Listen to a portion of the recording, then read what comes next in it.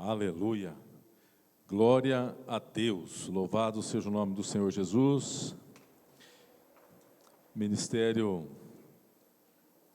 Esse ministério King's Kids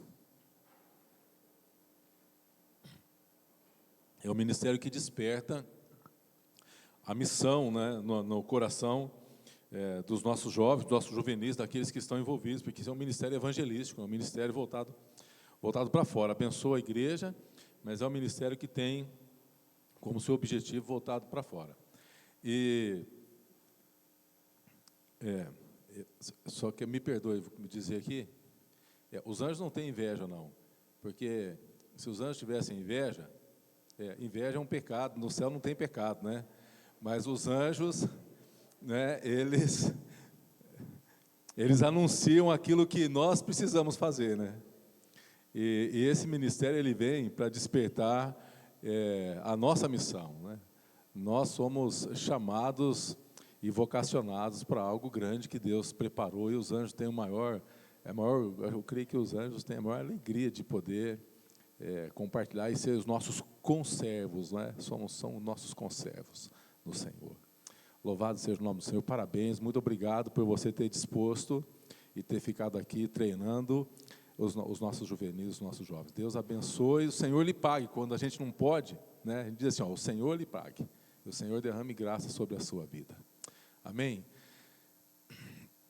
Queridos, o que é o nome de Jesus para você? O que Jesus é para a sua vida? Esse é o tema. Eu achei dificuldade de achar um tema para a mensagem de hoje, e eu coloquei como tema assim, e o seu nome será. Eu quero ler com você 3 textos da palavra de Deus.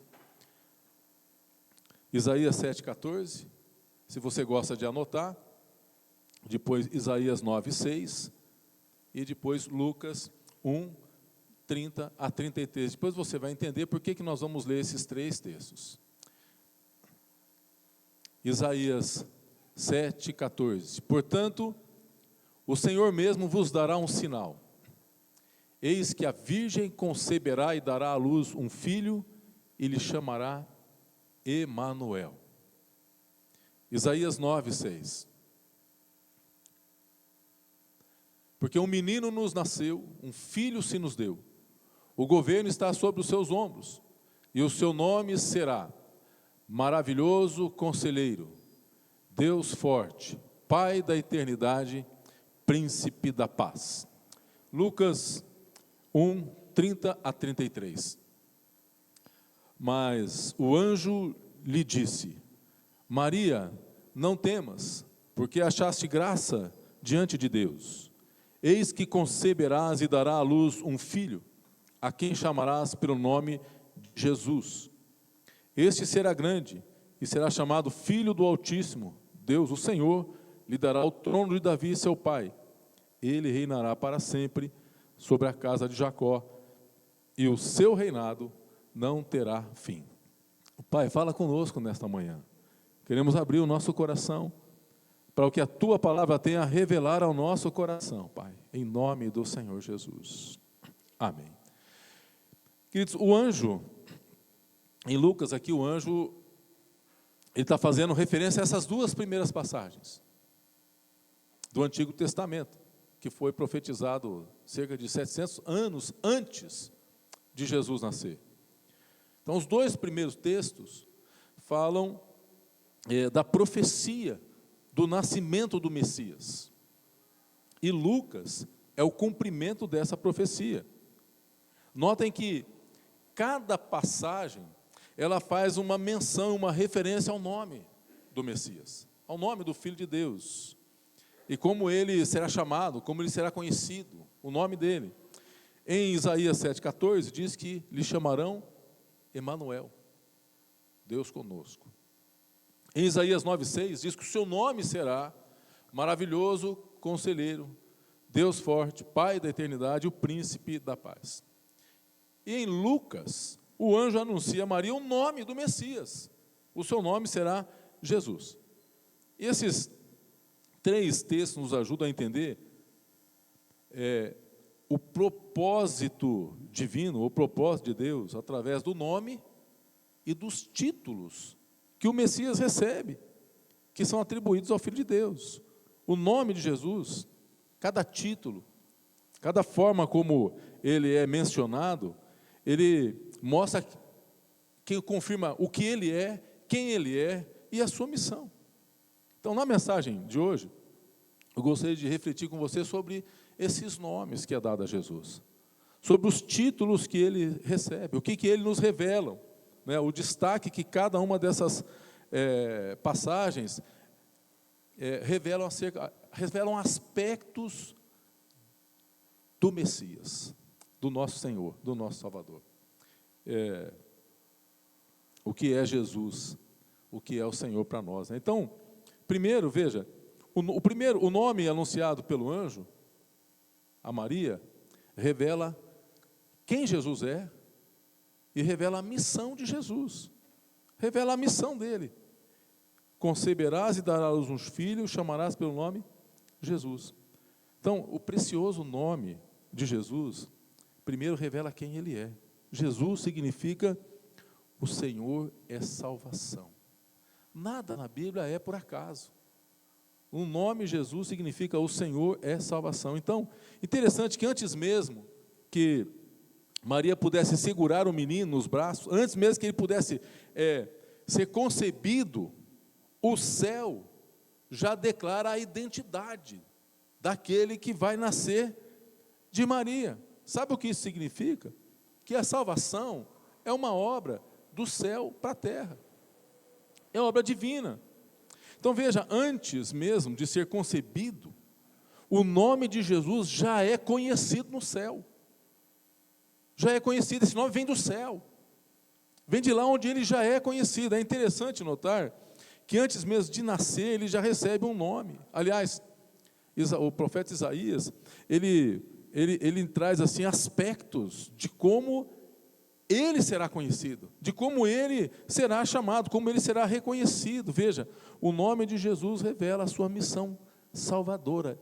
Ele é o Salvador. O seu nome, né, veio confirmando o seu ministério. O nome de Jesus não veio da tradição familiar, mas veio lá do alto, do trono da graça do nosso Deus. O anjo revelou a sua grandeza antes mesmo de ele ser nascido. Ele seria grande, filho do Altíssimo, herdeiro do trono de Davi. Então, em primeiro lugar, nós percebemos aqui que o nome de Jesus revela quem ele é. Mas em segundo lugar, nós temos o nome de Jesus revela o que ele veio fazer. O anjo revelou que ele veio para salvar o mundo, salvar o perdido. O nome de Jesus aponta para a missão. Ele veio salvar a humanidade. Veja, João 3, 16 e 17, principalmente o 17, mas João 3, 16 e 17 diz: porque Deus amou o mundo de tal maneira que deu o seu Filho unigênito, para que todo o que nele crê não pereça, mas tenha vida eterna. Porquanto Deus enviou o seu Filho ao mundo, não para julgar o mundo, mas para que o mundo fosse salvo por ele. Então o nome de Jesus revela que ele veio resgatar aquele que estava perdido. Jesus veio restaurar aquele que havia sido afetado pelo pecado, aquele que estava quebrado, restaurar o quebrado. Ele não desceu para nos melhorar, mas para nos transformar. Em Gálatas 4, 5 diz assim: vindo, porém, na plenitude do tempo, Deus enviou seu Filho, nascido de mulher, nascido sob a lei, para resgatar os que estavam sob a lei, a fim de que, aí vem transformar, recebêssemos a adoção de filhos. O nome de Jesus revela isso para a gente. E o anúncio do anjo revela como que Jesus age nas nossas vidas, como que Ele age em nós. Veja, no verso 35, Ele responde para Maria: descerá sobre ti o Espírito Santo, e o poder do Altíssimo te envolverá com a sua sombra. Por isso o anti-santo que há de nascer será chamado Filho de Deus. Descerá sobre ti o Espírito Santo. E agora veja, não apenas sobre Maria, o Espírito Santo desce sobre todos nós. É assim que Deus age nas nossas vidas. Então veja, Maria não podia gerar o Salvador por si mesma. Essa é a obra de Deus, a obra do Espírito. Assim também a salvação não nasce da força humana, não nasce de nós. A salvação é uma ação divina. O ser humano precisa de salvação. Homem algum pode salvar a si mesmo. Você não pode, eu não posso. Não existe nenhum que é bom. Você não é bom, eu também não sou. Mas o Senhor pode transformar o nosso coração. Ele nos dá um novo coração, Ele nos dá uma nova disposição. O Senhor é quem inspira as nossas vidas. Então essa obra do Senhor, percebe que o nome de Jesus, esse nome precioso, ele vem acompanhado de poder, da presença, da graça. E como que Jesus age em nós? Através do Espírito Santo. E esse é um processo de Deus na nossa vida. Então veja, Deus deseja nos encher com o seu amor, com a sua graça. Sabe o que o nome de Jesus nos ensina? Que embora no Natal muitos fazem lembrança do nome de Jesus, Ele não veio apenas para ser lembrado.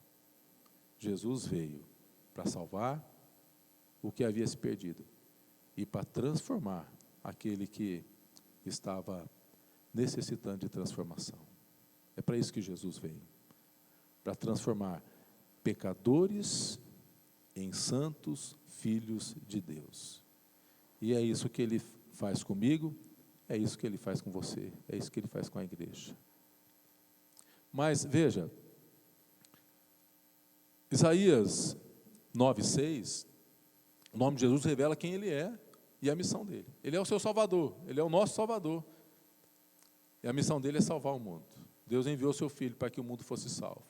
Mas Isaías 9:6 revela para a gente o que Jesus é para o povo dele.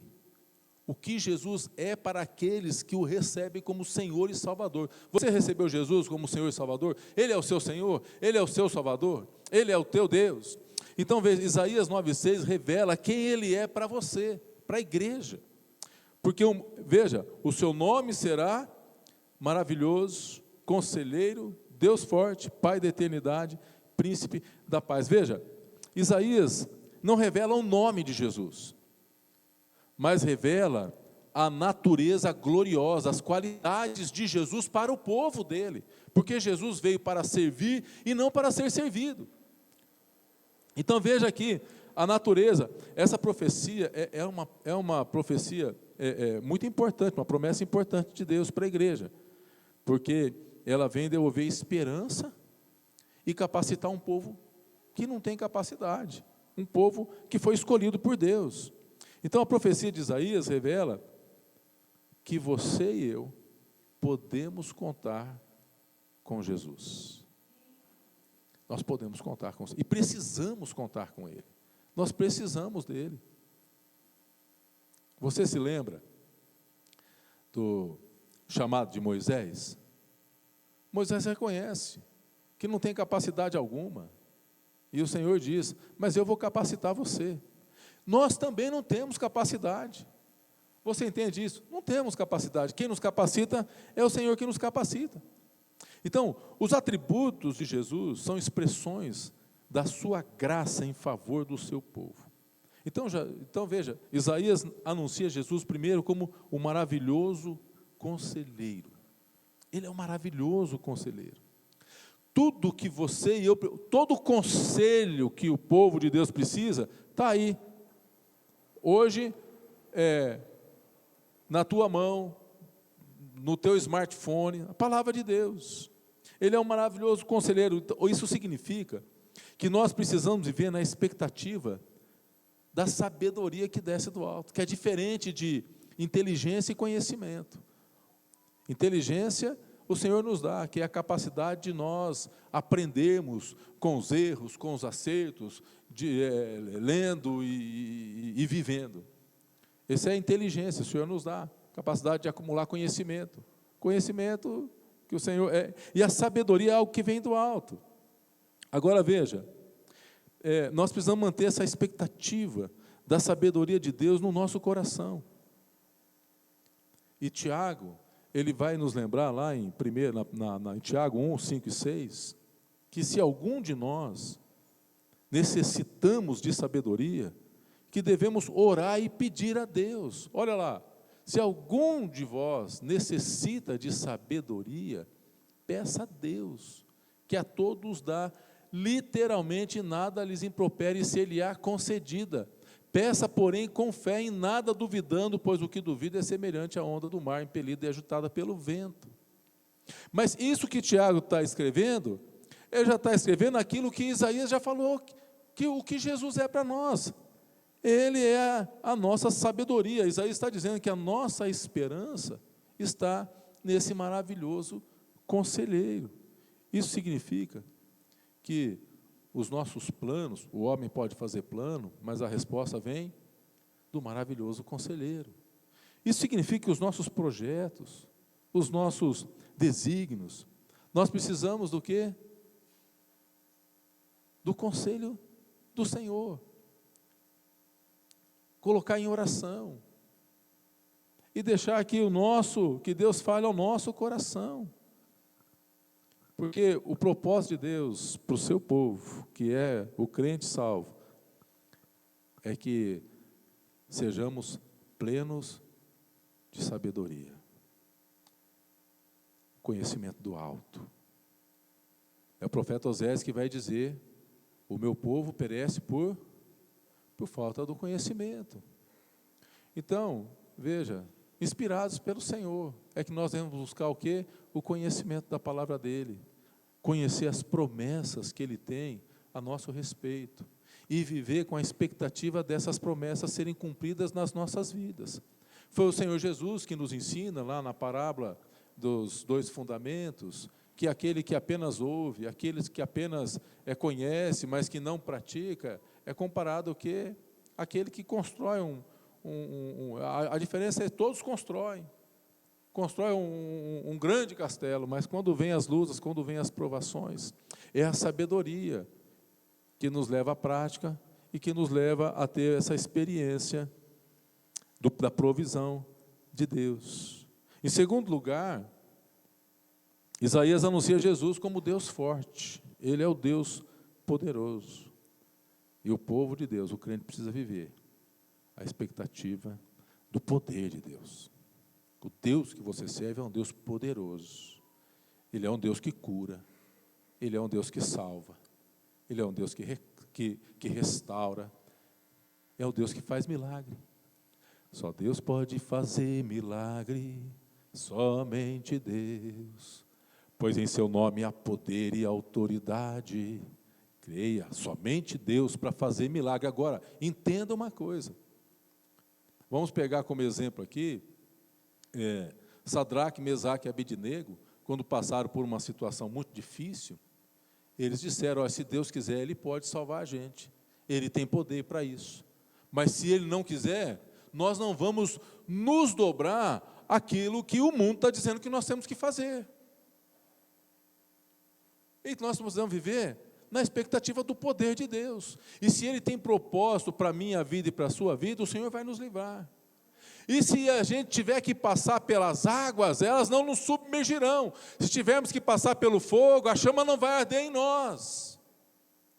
Se Deus tem propósito, nós vamos passar pelas lutas, pelas tribulações, e depois nós vamos ter um grande depósito de testemunho para compartilhar do poder de Deus que nos livrou. Assim como Paulo, escrevendo na sua carta, pôde dizer: mas o Senhor me livrou, o Senhor foi comigo, ninguém esteve na minha defesa, mas Deus estava presente. O povo precisa viver na expectativa do poder de Deus. É bem provável que o apóstolo Paulo, quando ele tinha essa promessa de Isaías, quando ele afirmou que o nosso Deus é poderoso para fazer infinitamente mais do que tudo aquilo quanto pedimos ou pensamos, conforme o seu poder que opera na vida do outro. Conforme o seu poder que opera, oh meu Deus do céu, aonde que o poder de Deus opera? Deus de misericórdia. O poder de Deus opera em nós.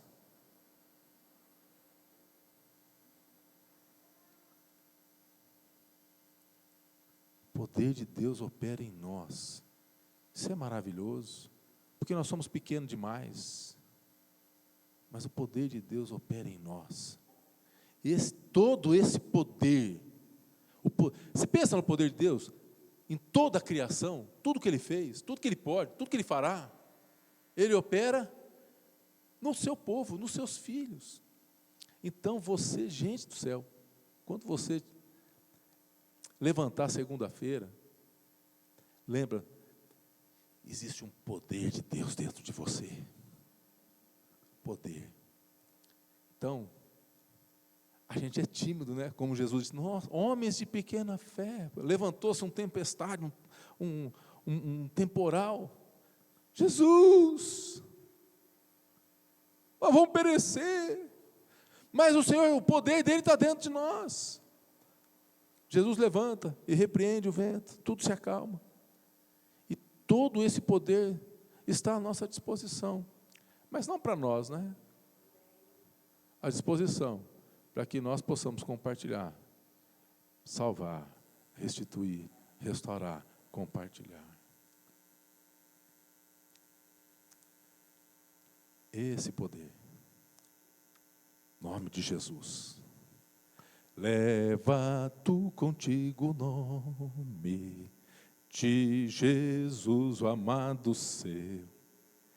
Esse nome leva sempre para bem te defender.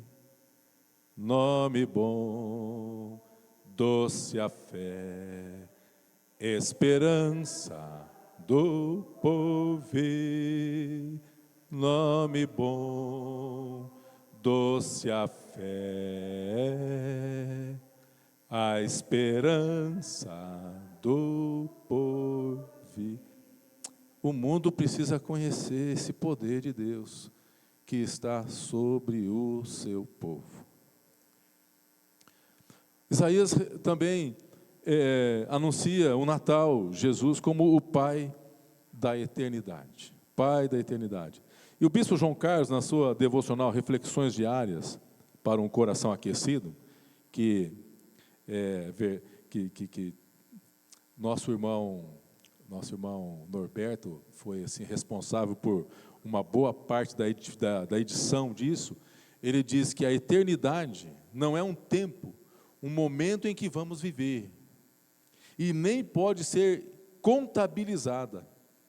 A eternidade está fora do tempo, porque o tempo está dentro da eternidade. Está lá na Reflexões Diárias do bispo João Carlos. Essa característica do Senhor da eternidade, em que cremos, Jesus é assim, o Pai da eternidade. Como Pai, a expectativa do cuidado de Deus. O Pai é aquele que cuida. Não é? O Pai é aquele que tem o cuidado. Então, nós vivemos na expectativa do cuidado de Deus. Deus cuida de você. A palavra Pai está relacionada com isso, com esse cuidado paternal, com a compaixão de Jesus com o seu povo. E a ideia de eterno enfatiza um cuidado que nunca se acaba. Ele é o Pai da eternidade. O cuidado de Deus não acaba nunca. Ela começa aqui e perdura para sempre, por toda a eternidade. Essa é uma promessa preciosa para o povo de Deus. Então veja, é assim que Jesus se relaciona conosco. É assim que o Senhor Jesus se relaciona com você, nesse ciclo de amor, de cuidado, que não acaba aqui, mas que passa para a eternidade. Você pode cuidar, você pode contar com o cuidado de Deus. E Isaías também anuncia Jesus como o príncipe da paz, ele é o instrumento da paz de Deus. Romanos 5,1 diz: justificados mediante a fé, temos paz com Deus, por meio de nosso Senhor Jesus Cristo. Ele é o príncipe da paz. Agora veja, a palavra paz, ou shalom, significa mais do que ausência de conflito. Porque nesse mundo nós vamos ter muito conflito. É mais do que ausência de conflito. Então veja, a paz é um estado de espírito que o Senhor nos dá, que Ele gera, e que Ele vai trabalhando e capacitando, concede a nós. Em João 14, 25 a 27 diz: isso vos tenho dito, estando ainda convosco, mas o Consolador, o Espírito Santo, a quem o Pai enviará em meu nome, esse vos ensinará todas as coisas, vos fará lembrar de tudo que vos tenho dito. Deixo-vos a paz, a minha paz vos dou, não vou lá dou como o mundo a dá. Não se turbe o vosso coração, nem se atemorize. Então veja, a paz é um estado que o Senhor, é um estado de espírito, que Ele nos dá, e acalma o nosso coração. Essa paz que nós precisamos, que nos auxilia nos momentos difíceis, para resolver os problemas e os conflitos desse mundo. Com o quê? Com sabedoria.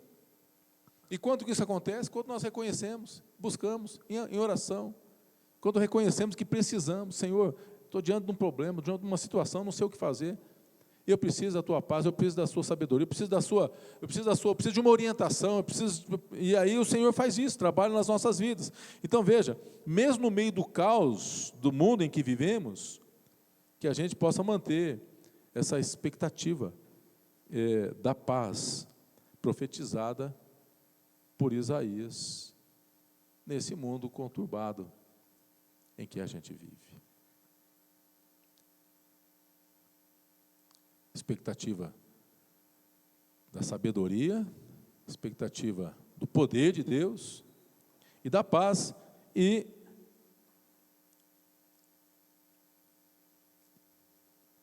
o profeta Isaías, ele revela para a gente o propósito do Deus presente. Isaías 7,14 revela o propósito do Deus presente na vida da igreja. Qual é o propósito?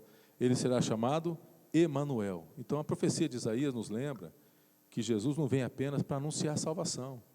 Ele não vem apenas para curar, para restaurar, para renovar, mas Ele vem para estar e habitar conosco, para habitar em nós. João 14, 23. Se alguém me ama, guardará a minha palavra, meu Pai o amará, e viremos para Ele e faremos nele morada. Então, duas coisas que precisam ser destacadas no nome Emanuel e nesse texto que Jesus fala que o Pai e o Filho vêm fazer morada. Primeiro, Ele vem para restaurar a comunhão, essa comunhão que havia sido rompida e quebrada por causa do pecado. Jesus vem para restaurar a comunhão. Segunda carta de Paulo aos Coríntios, 5, 18 e 19, diz: tudo provém de Deus que nos restaurou consigo, primeiro propósito, restaurou consigo mesmo por meio de Cristo, e nos deu o ministério da reconciliação, a saber, Deus em Cristo, reconciliando consigo o mundo, não imputando aos homens as suas transgressões, e nos confiou a palavra da reconciliação. Então você consegue discernir aqui duas coisas. Primeiro, Ele vem habitar porque fomos reconciliados, o pecado havia nos afastado, mas agora Cristo nos aproxima. Então Jesus diz que ao sermos reconciliados, Deus e o Pai vêm e faz morada em nós. E eu quero que você entenda que quando o Espírito Santo vem para fazer morada em nós, primeiro, para devolver aspectos que o pecado tirou de nós, que está registrado em Gálatas 5, 22 e 23.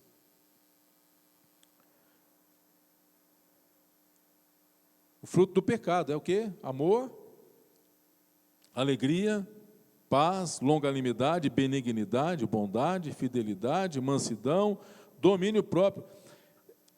É um processo, mas Deus está trabalhando e operando na sua vida, na minha vida, na vida do crente. E outra coisa que precisamos entender é que quando Cristo passa a habitar em nós, pelo Espírito, ele passa a cumprir um segundo propósito. Porque onde é que Deus habita?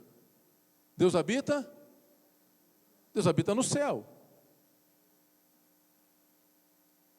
Mas quando Ele passa a habitar em nós pelo Espírito, e regenerar aquilo que havia perdido em nós, os aspectos do céu de Deus que havia sido perdido em nós,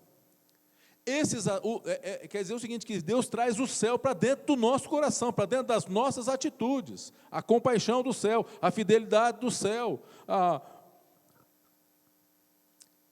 isso é para que nós possamos revelar isso ao mundo. Então veja, esse é o propósito dele habitar em nós.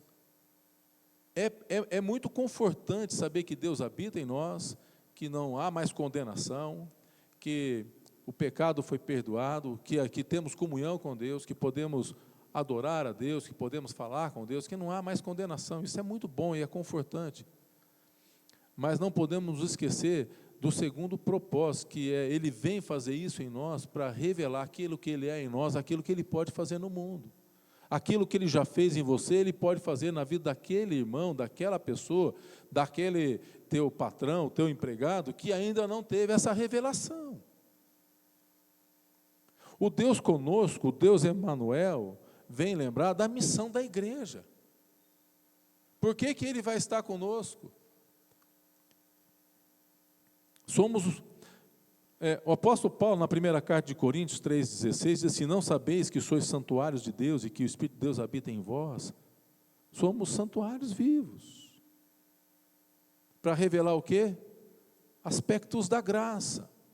Os aspectos da graça de Deus está revelado nos filhos de Deus. Assim como o Pai me enviou, eu vos envio, eu vim vocês. É o que nós somos para o mundo. O que Jesus era para o mundo é o que nós somos para o mundo. Nós não somos o Salvador do mundo. Mas em nós precisa estar expressa a revelação da salvação de Jesus Cristo. Então não podemos esquecer disso. Porque Jesus se revelou, Ele continua se revelando ao mundo. A missão de Cristo, salvar o que se perdeu. E a missão da igreja, revelar o Cristo que salva. Através do quê? De uma vida transformada. Por isso que Paulo vai dizer, o que peca não peca mais, né? O que roubava não roube mais. Por quê? Porque Jesus está trabalhando e restaurando as nossas vidas.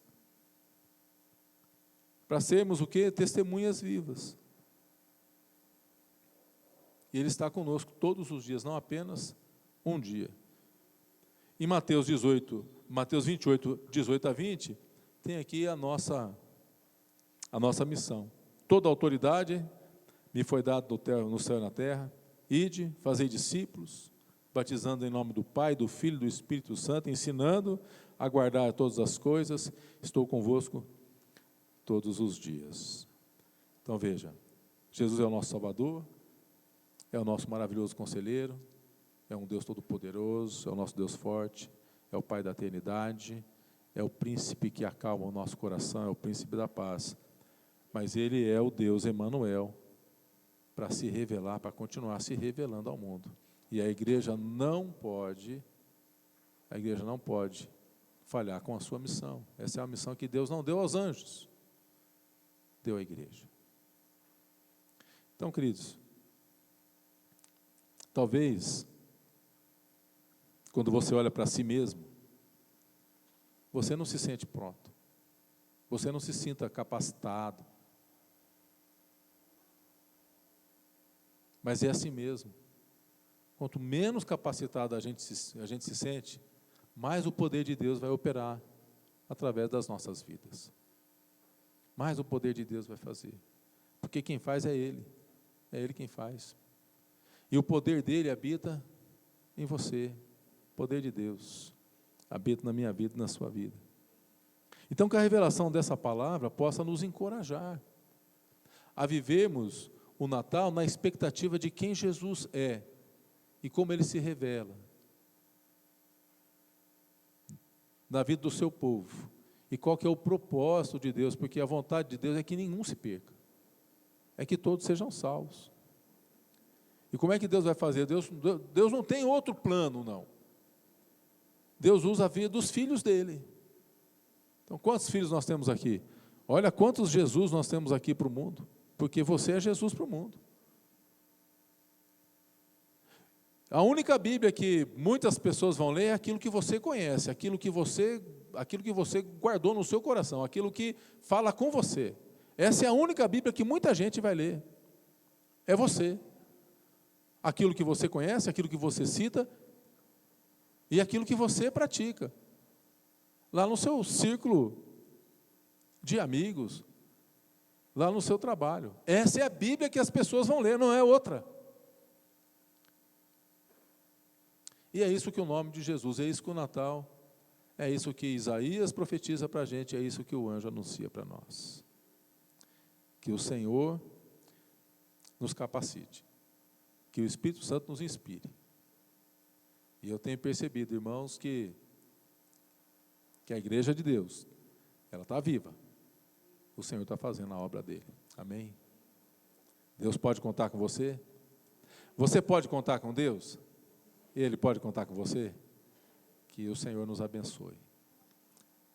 E que possamos, inspirados pelo Senhor, levar a inspiração desse Natal, compartilhando dessas verdades e vivendo cada uma delas. Em nome de Jesus. Amém? Vamos orar ao Senhor? Baixe sua cabeça.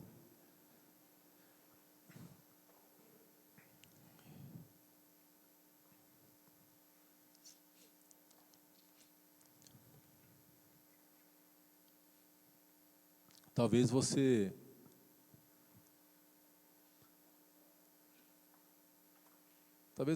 eu não quero usar talvez você, assim, eu não quero usar a palavra não é falha, mas temos vivido um momento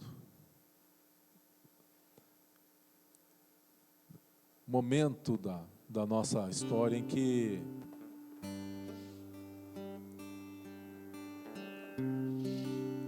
às vezes perdemos muita oportunidade. Oportunidade o Senhor nos dá todos os dias. Eu creio que todos os dias você e eu temos oportunidade de compartilhar esse amor, que é a esperança para o mundo, e que a esperança não vem de político, que a esperança não vem de leis humanas, mas que a esperança vem do nome de Jesus Cristo ressuscitado. E por subestimar, talvez muitas vezes porque você e eu subestimamos a nossa incapacidade, a nossa inexperiência, a nossa timidez. Deixamos, ou o nosso politicamente correto, deixamos de fazer a diferença na vida de uma pessoa. Deixamos de levar um recado de Deus, porque achamos que a nossa palavra não vai fazer diferença. Muitas vezes você pensa que a sua palavra não vai fazer diferença. E a palavra dessa manhã nos lembra que é o poder de Deus que habita em você, que é o poder de Deus que habita na igreja, que é o poder de Deus que faz, não é você, não sou eu. É o Espírito Santo de Deus. E se Deus usou uma mula para salvar a vida de um profeta, Deus pode usar você, que é muito mais inteligente que uma mula. Deus pode usar você e eu. Senhor, dá-nos a sensibilidade, Pai, em primeiro lugar, para percebermos as oportunidades que o Senhor nos dá no momento no momento de trabalho, no momento de descanso, no momento de lazer, no momento de diversão. Espírito Santo de Deus, dá-nos a ousadia para abrirmos os nossos lábios, para abrirmos a nossa boca e permitir que o Espírito Santo encha e que o poder de Deus que opera em nós, através de nós, Ele alcance a vida daqueles que Tu queres salvar, daqueles que necessitam da Sua graça. Leva-nos, ó Deus, como igreja, a viver o propósito para o qual a igreja foi edificada e criada e formada e continua, Senhor. Leva-nos, ó Pai. Leva-nos, ó Deus. Dá-nos, ó Pai, também esse sentimento de urgência, a urgência da salvação, a urgência de proclamar, a urgência de salvar, a urgência de resgatar o perdido. Que nós como igreja possamos viver a urgência do Senhor.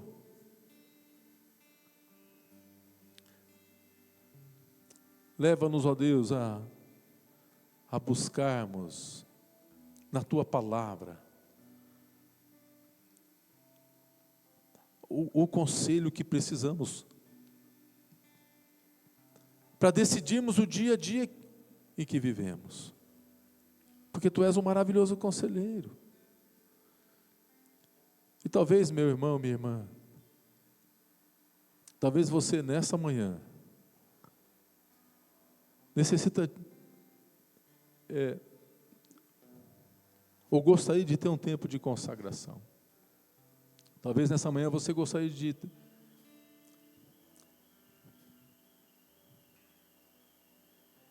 vir e ter um tempo de altar, consagrar a sua vida. Sabe que altar é lugar de sacrifício, né?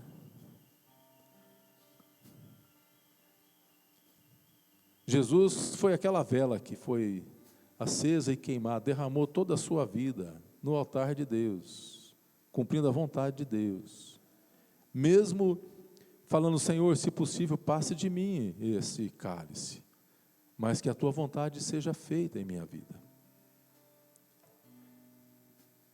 Eu sei que temos muitas preocupações cotidianas legítimas,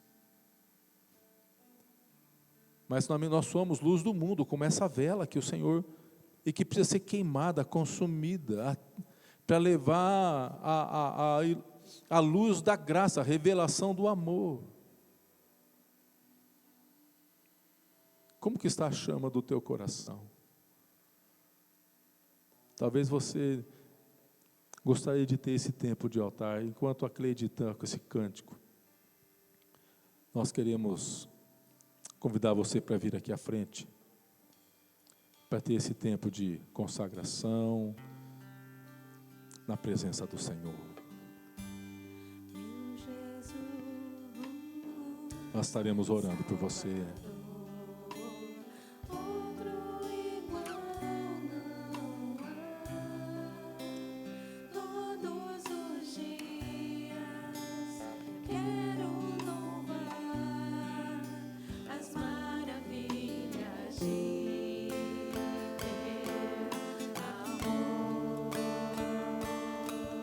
Aleluia.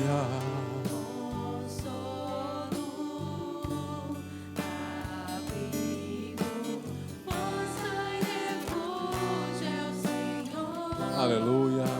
Com todo o meu ser, com tudo que sou, sempre te adorarei. Você entendeu o apelo dessa manhã? Você está entendendo? Você entendeu o apelo dessa manhã? Deus está falando com você? Deus está falando com você? Esse é um apelo para quem reconhece que está vivendo, que tem Cristo como seu Senhor, mas ainda está tendo uma vida apática, de compartilhar, e que pode fazer mais, porque o poder opera na sua vida.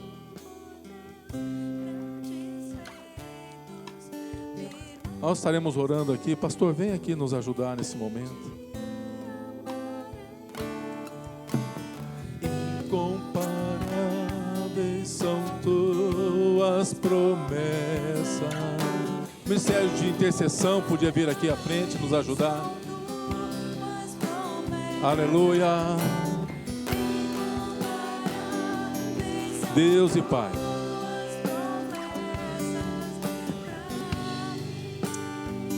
Senhor, nós clamamos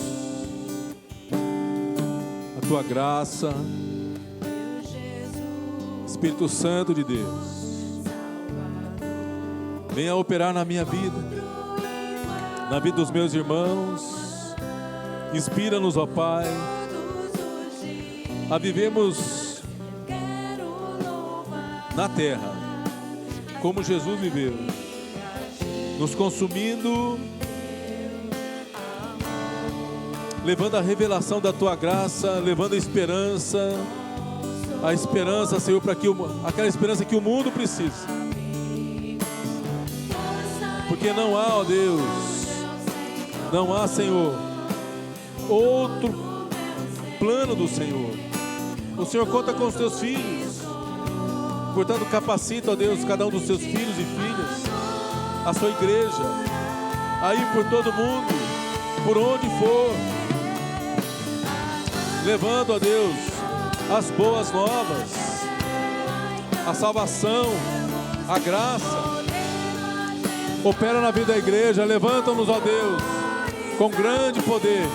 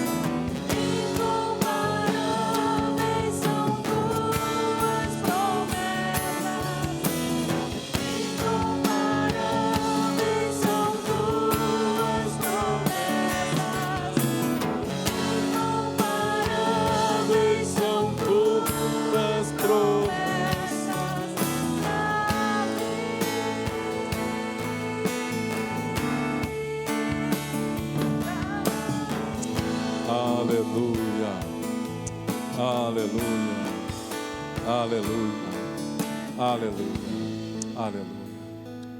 Glória a Deus. Queridos, a palavra de Deus nos diz a primeira carta de Pedro, capítulo 3, verso 15. Santificai a Cristo como Senhor em vosso coração. Vida de santidade. O povo de Deus é um povo que foi separado do mundo por um propósito. Santificai a Cristo como Senhor em vosso coração. Segundo, estando sempre preparados para responder a todo aquele que vos pedir razão da esperança que há em vós. O povo de Deus precisa ser um povo que esteja sempre preparado para responder a razão da esperança